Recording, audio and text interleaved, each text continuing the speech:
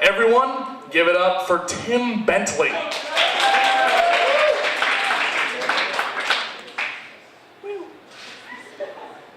Hello, everybody.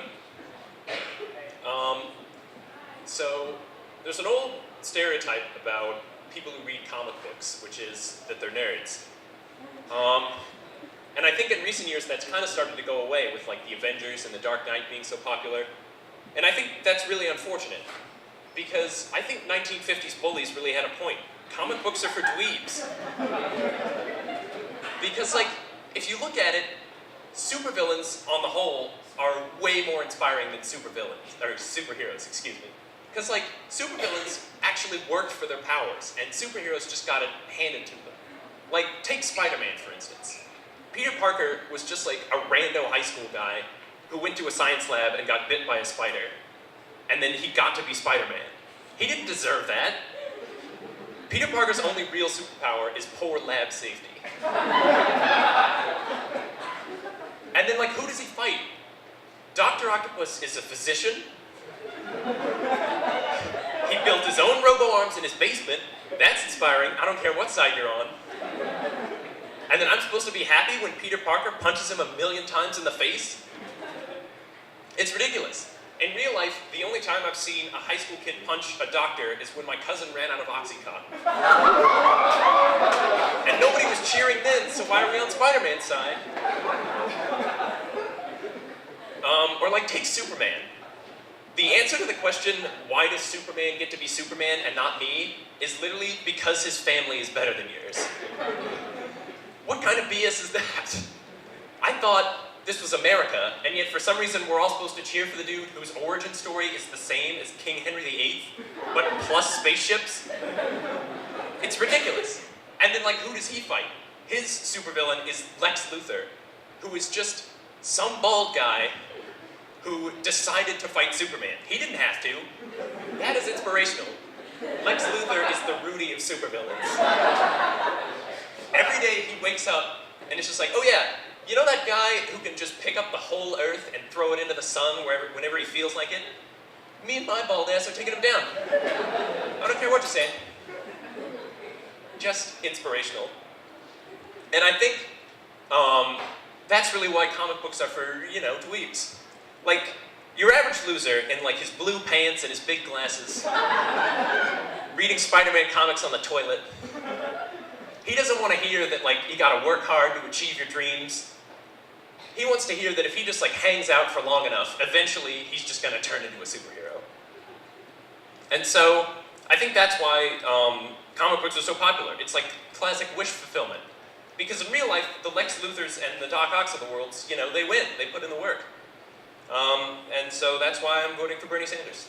I couldn't think of a way to end that joke, so enjoy that.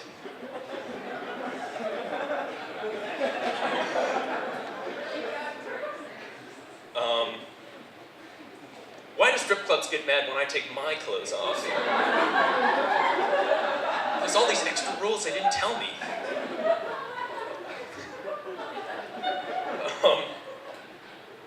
So, one interesting thing about me is I dream in black and white.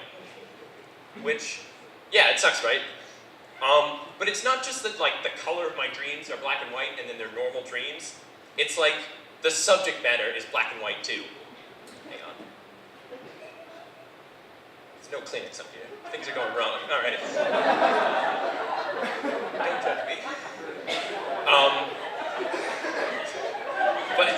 But like the subject matter of my dreams are black and white. Like everyone else every night gets like these awesome dreams with like dragons and unicorns and their dogs are alive again. But like my standard dream is literally just like a dude sitting at a desk doing his taxes.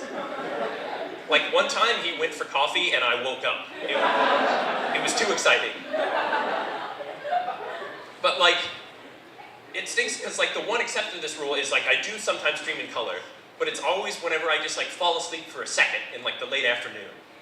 And then those dreams are always like full color, Ultra HD, and terrifying. It's like my brain is like burning through all the processing power it had left over from like Tax Guy Dream. It's just like, oh look, Tim fell asleep on a shuttle to the airport. let's see, we're gonna put his grandma's head on a spider body, and then it's gonna chase him through the set of Teletubbies. I'm afraid of Teletubbies. It's the eyes, man. So then, you know, if you're used to the tax guy dream and then that happens, you know, it's what I told the officer. That's why I started awake on the bus and then screamed, "Get off me, Tinky Winky!" And then karate chopped that old woman.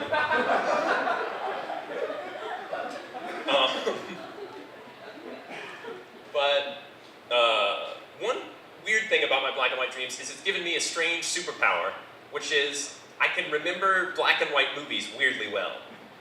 Like, my two favorite movies are the original Japanese Godzilla and Citizen Kane, which I can feel you guys thinking I'm weird for that, but don't worry, because like when I'm watching them, I have a normal reaction, which is incredible boredom. But then afterwards, I have complete recall for everything that happened. Like, last week I saw Thor Ragnarok, and I already can't remember the main character's name. But like, in the original Japanese Godzilla, there's one shot where a car that is clearly a Hot Wheel tips over. Godzilla doesn't push it. They just like cut to it and it's just like, meh, and then it catches on fire. And it's been like 5 years since I've seen that movie, and I can remember that with like crystal clear precision. But like, there's a downside to that too, because like, since the only movies I can remember are black and white movies, that's like the only movies I can reference.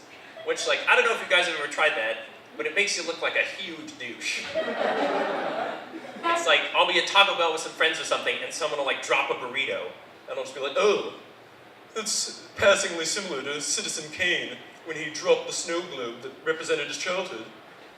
And they're just like, "What? You get the floor, burrito." Make references to Power Rangers like the rest of us. It's like, I can't, it's my dreams. That's my time, you guys, thank you.